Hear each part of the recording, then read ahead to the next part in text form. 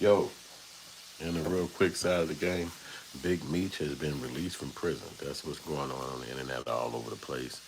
Big Meech has been released from prison. Everybody know who Big Meech is, the leader of BMF, the crew, the gangster crew that was out of originally out of Detroit, but they went to Atlanta. Big Meech and his brother, and they went out there and made a lot of money, but they got eventually locked up and arrested and sentenced. And the brother came home a few years ago. He got pardoned by Trump.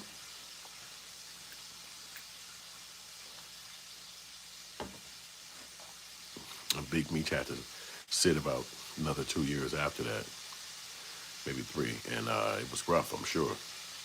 Sitting in prison 15 years, and he was sentenced for a 30-year sentence. So he really was going to be let out in 2026, 2025. But they gave a little extra and they got him into a halfway house. And you can imagine being in a halfway house is way better than being in a prison cell and being on a prison block or a tier. You know what I'm saying? So I know Meech is extremely happy to be the fuck up out of there. And he got a real big following and a name. You know what I'm saying? So a lot of the gangsters that are tough guys that was from my era, they died out or they got long prison sentences. When they came home, they old men. And there's no way they're going to be connected to that world. Not saying that Big Meech is, but the fact that he's a younger brother, he's probably like 57, 50, he under 60 is what I'm trying to say. So he's got a little bit more life left instead of being like this old guy who's like, I had a heart issue while I was in there. You know, I was locked down so long and my health beat me up. You got pictures of Big Meech swole as hell. You know what I'm saying? So he was healthy as he was in there, and he probably had a crew while he was in there, so he wasn't getting disrespected. So 15 years is a long time. See, I was in my 30s back then. You know what I'm saying? So I was a grown man, but I heard about him through the DVDs. Like, it was a time when obviously the internet didn't exist, YouTube. So a lot of the stuff would come out on DVD. And so you would hear about the DVD before you got your hands on it. When they was talking about BMF, you wouldn't even hear about it. I actually thought it was like people at that time that came from prison, the Black Mafia family. I thought they was connected to that, but I think that was called Black Gorilla Family or something like that. So he had made his own thing, but he connected it to hip hop. Well, just being a younger man, it's hard not to connect to hip hop. So he was able to get himself kind of notified. But it's documentaries all over YouTube about him, and they say that he was kind of like a bad guy, like he did some foul shit. But they didn't say he did murders, because you can imagine if he was a part of murders, he would not be out right now. You know, I'm drumsticking it today. It's a chicken, but I had to make sure I talked about Meech because in the hip hop world, he's a real big name. And obviously, they got a TV show out right now with him, and his son is the lead character. Imagine that. That's the thing about the internet today. His son is like early 20s or mid 20s, and he can be an actual celebrity after his father was a street gang member. And his father was probably trying to get in the industry. You know how it is when you're young and you want to be in the mix or the industry and you can't get there fast, but you do know how to hustle. You do know how to make things happen. So you ain't got to really be outside the industry if you don't want to. And I remember being in my 30s and the guys from my neighborhood would go up to Minnesota and they would be with Jeezy. And I'd be like, damn, how the fuck y'all know Jeezy? Like, this is unbelievable. You niggas know Jeezy? Like, how the fuck y'all know Jeezy? But they would be doing concerts with him and doing shit like that. And I'd be like, wow, that's crazy. But I didn't know that they was knowing BMF and all that because I thought it was like underground. I didn't know they was that big. But BMF is a famous ass clique. Their name is so big, I could only see Big Meech coming home and being an instant millionaire. Because if he just tell his story or write a book or just connect with his own kid, because his kid is the lead actor in that movie. And so imagine this. His kid was probably 4, 3, maybe 6 when he got locked up. Now he a young man, 22, 24, 27, dad home. It's like, oh shit. He get to have a new vibe, but now he a grown man. So it's like, how do you take advice from your father after he hasn't been there around you, and then you became a grown man without him? You had your first girlfriend, you got your first nookie, with that kid particularly, he made his first million. But he made his first million during his father's life. And 50 Cent is the person who produced the show. So 50 Cent, who probably didn't know them, I'm not sure, but he probably did know them being from New York and they was in Atlanta. But he probably heard about them. And then, but being such a rich guy he is today and still connected to the streets, it was easy for him to kind of talk to them about doing a show or doing a story. Because BMF, Meech knew a lot of guys.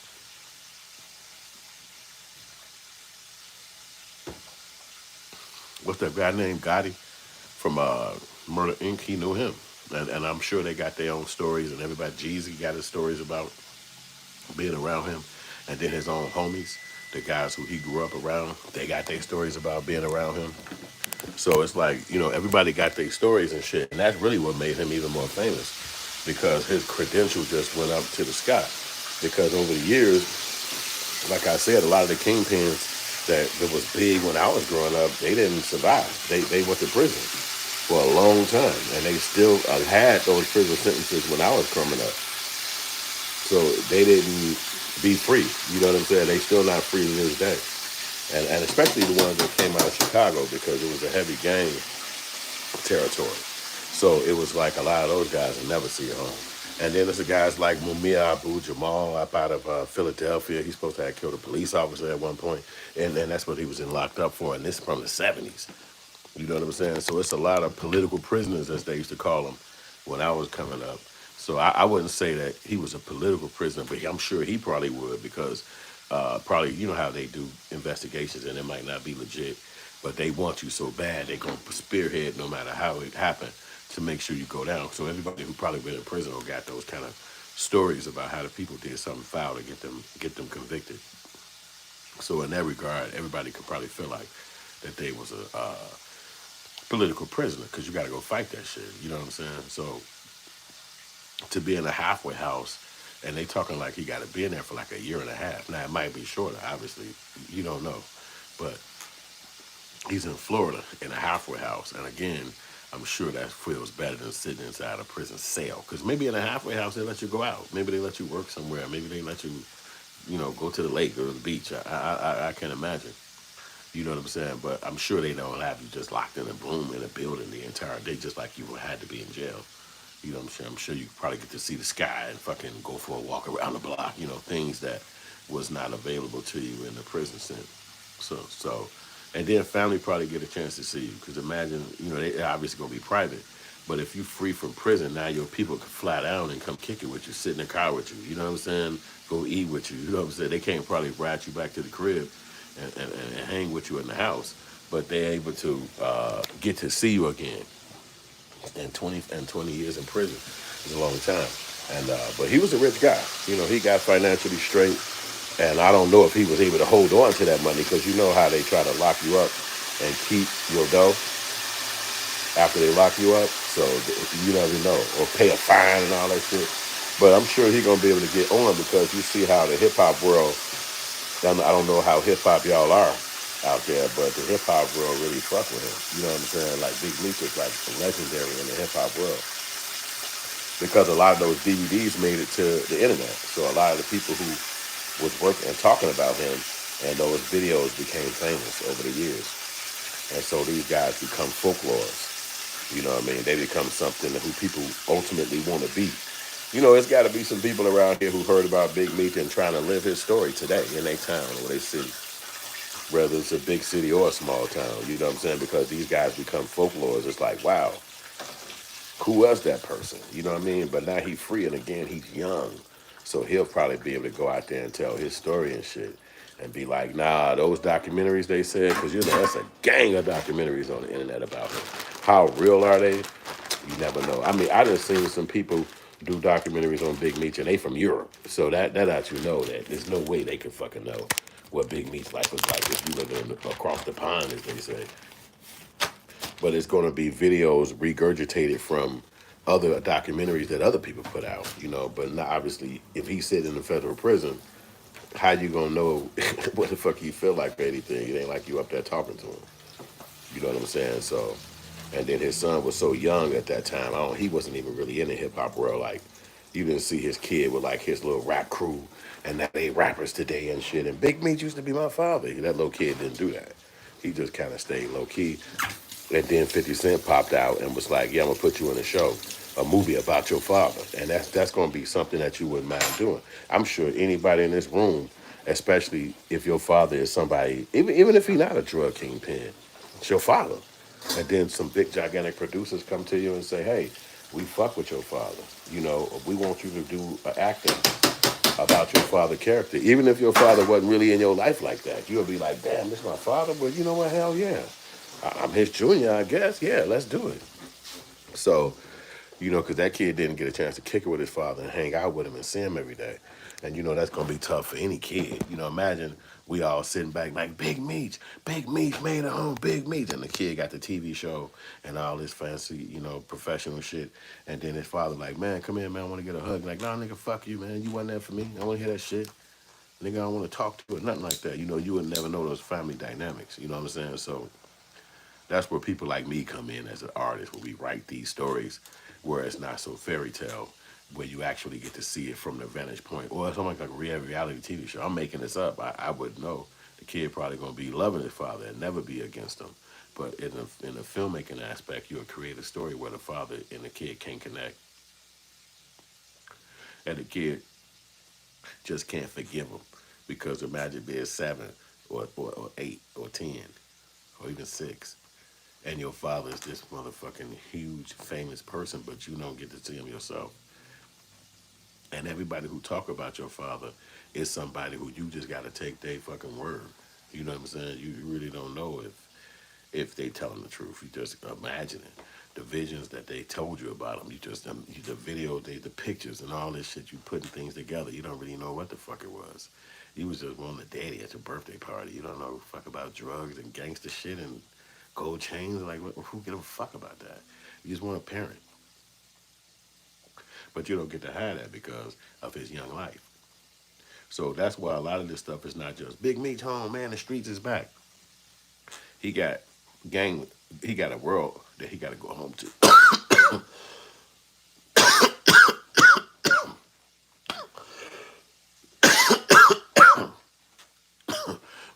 One good thing for me,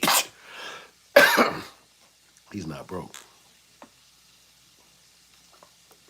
So he'll be able to, you know, for those family members that ain't happy or comfortable, he'll be able to hit them up and be like, yo, we're going to dinner, we're going to flights, I want to have all the life that I missed. So I'm sorry I couldn't be there for you, but you know, look at my situation.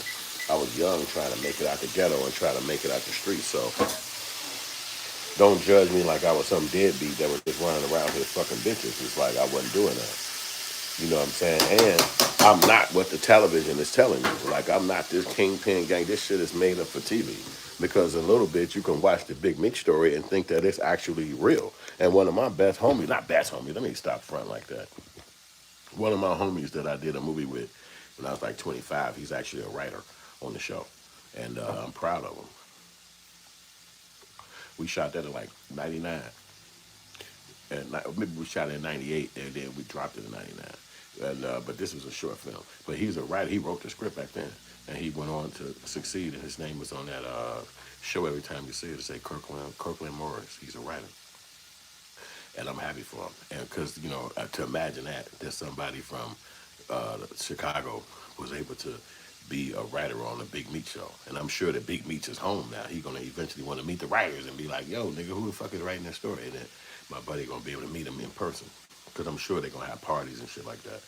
But so I'm happy for the guy that he's home. I'm happy for anybody to make it out of those jams and shit because that's like tough. You know what I'm saying? To be sitting for years, you seeing the shit pass you by. You know, people admiring you and loving you and all this shit, but they can't imagine what it's like to be sitting inside a cell 23 hours a fucking day, and you don't get a chance to experience none of the fun of being a celebrity because you in prison. And every new person that come in there telling you about how much they admire you on the streets, but you don't get to see or feel none of it. And last time you remember your name was out there was mud. Like they was locking you up. They was putting you in the bing. They wasn't keeping you out there like, oh, he cool. You was under the radar. You was on the news. You know what I'm saying? Like, yeah, got him. Caught his ass. Operation whatever the hell they call it. You know what I'm saying? And you like, oh shit. So now people telling you that you the man, and hip hop and accepted you, and it's like, for real? Oh, okay, man. You got dreams now, thinking like, boy, when I get to the crib, boy, I'm gonna do this, I'm gonna do that. Meanwhile, your family growing up and everybody becoming adults and getting mustaches and beards and shit. You know what I'm saying? So it seemed like it's rosy from us, from the fan base and the people who sit on the outside. But when you look at the reality of it, somebody missed 15 years of their family members and close family members' lives. And technically, it's people who probably passed away. It's people who he probably ain't get a chance to meet and talk to again. You know what I'm saying? Because they gone to heaven. And they were family members, and they could have been tight. They could have been close. But they didn't get a chance to really rock like that because he was in there. So it's other elements to it that just not really something that us as fans would think about. But since I write movies and shit like that, you have to think of that stuff because the compelling points is actually the part that make a person human. If Meech pop out here and just be like, hell yeah, I've been waiting on this all this time. Put me in a movie. Hey, look, nigga, I'm finna play Spider-Man. I want to be an actor. Look, I've been working out and shit. Look at my body, man. I might as well be the next Tyson. Hey, 50. Look, me and you, we gonna play look, I wrote a script. I got a script. It's gonna be me and you. We're gonna both be fighters. Okay, so your name gonna be Brutus and my name gonna be Mad Dog. And see, so both of us, man, he'd be like, what the fuck wrong with Daddy, man? Well, he been really locked up. This nigga been grinding. Like, and I got 2 mixtapes. Look at all this shit I wrote.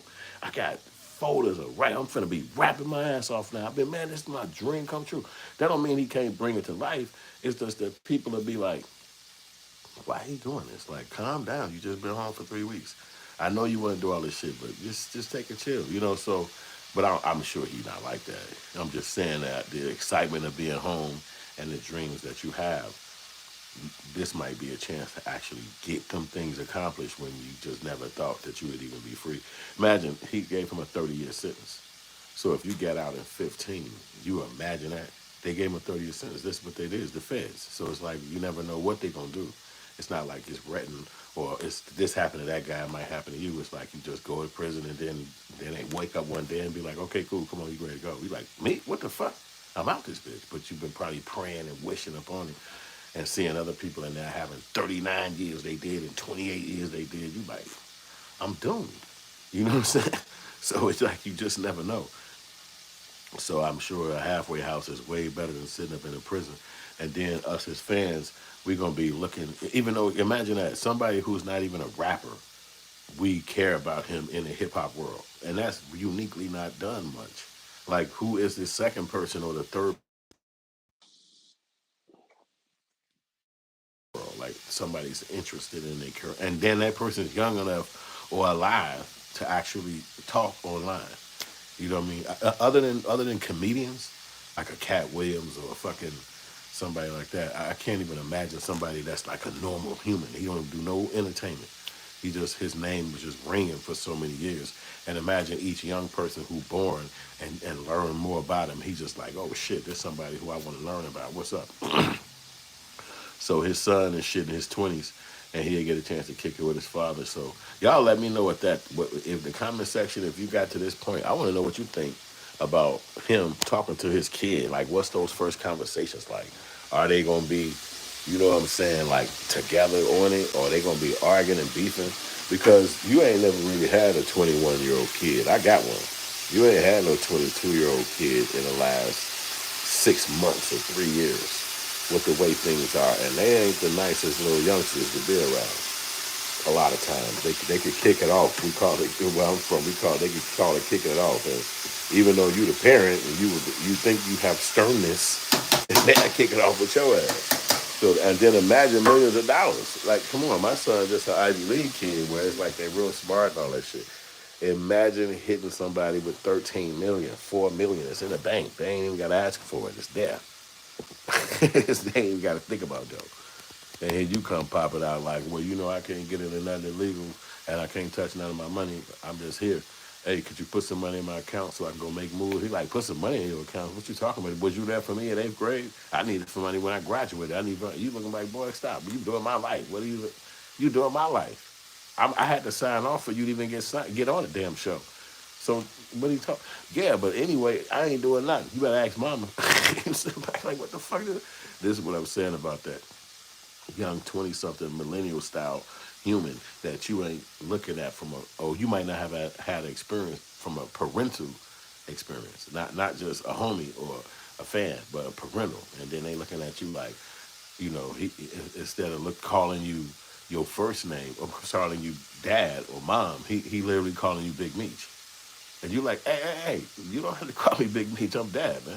No, you go Big Meech. Yeah, you Big Meech. And you like, hey, you don't have to call me Big Meech, man. You know my name. Just call me dad.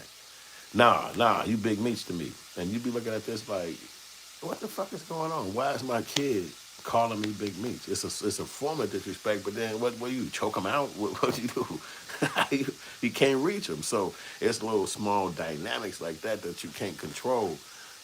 But it's somebody who you love, and then you have to figure out how to handle that. Even though I'm not saying that that's going on in his life, I'm just saying these things, little small things like that could happen when your kid has been left by itself for 15 years and you wasn't able to be there. And it might seem like everything is smooth at TV, movies, and everybody got money and everything financially straight, but then it's not really like that. And then you can't talk to him. You can't reason with him, and he disrespectful when he talks to you. And then you feeling like, do I gotta smack the hell out of my kid? Like, hey, listen, we don't talk like that to me. Yeah, whatever, man. It's different. And I remember being in my 20s and early 19s, and I felt like I was right. I felt like I was like, I don't know what the fuck.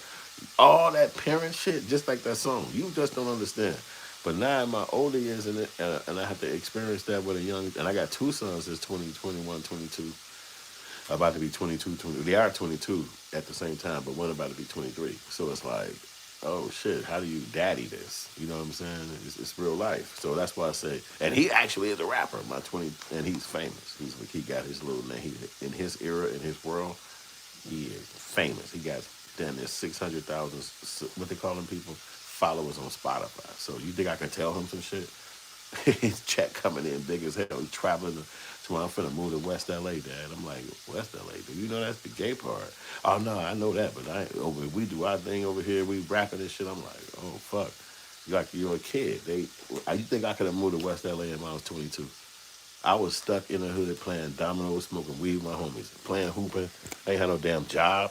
Wasn't in college. I was just 22 in the hood. You know what I'm saying? So like, when you hear your kid and them doing things to that nature, you proud of them, but it's like, damn, for real?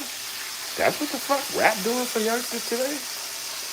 It's like, it ain't on the radio. It's with the streaming thing. You know what I'm saying? So everything is different. So, and it's just my life. And I mean, I'm not talking about his life like mine, because I don't think his son is going to feel like that.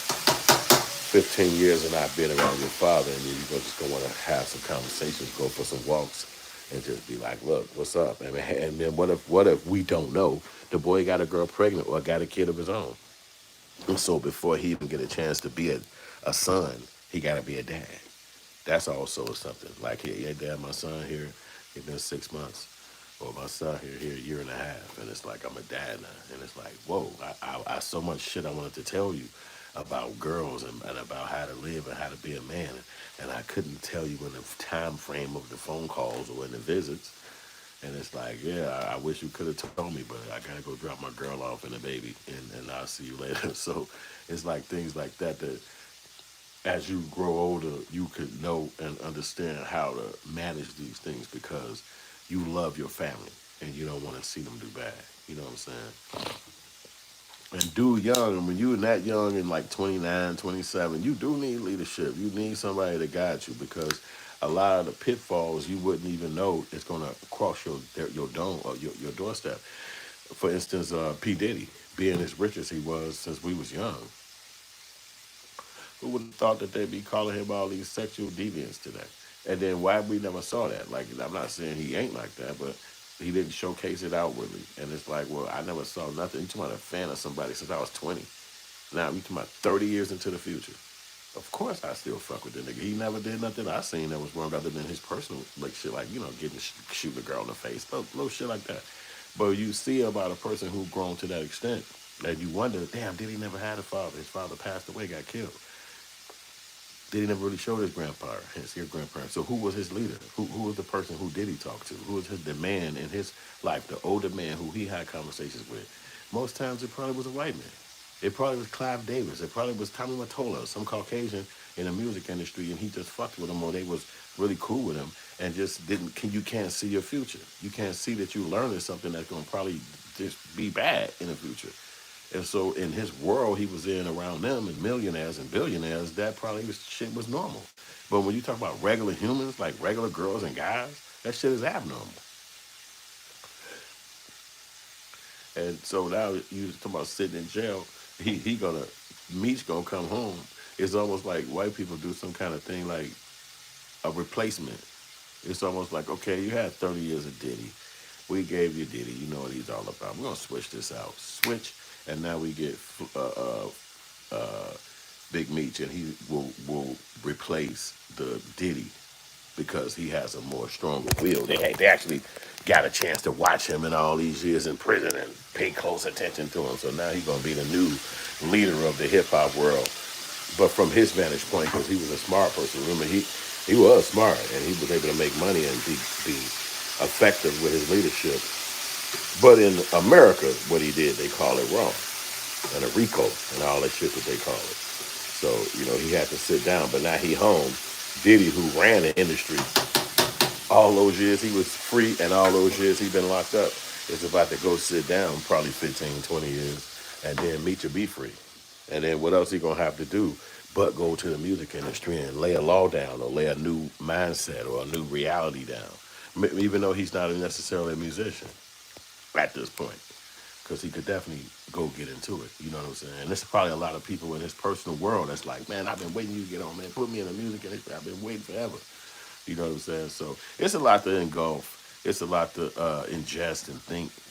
You know what I'm saying? First couple of days of prison, being home and shit, and it's already out in the media. It's already on every platform. Everybody know about it.